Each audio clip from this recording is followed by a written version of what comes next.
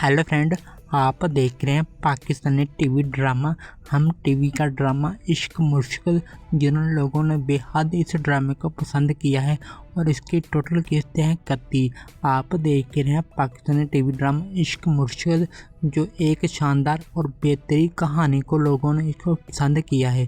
कहानी का मोड कुछ इस तरह का है, जब एक लड़का एक अमीर बाप का लड़का होता है, उसकी माँ बचपन में फौत हो जाती है, तो वो अपने बाप से अलग होकर जीने लगता है और बाद में वो तालीम हासिल करने के लिए अमेरिका या बरतानिया में चले जाता है। जब वो तालीम हासिल करके वापस आता है, उनको एक खूबसूरत लड़की मिलती है, उसका नाम बुशरा होता है। जब वो बुशरा को देखकर उसका दीवाना हो जाता है, तो उसको पता चलता है इस लड़की से मैं मोहब्बत करूँगा और इससे शादी करूँगा।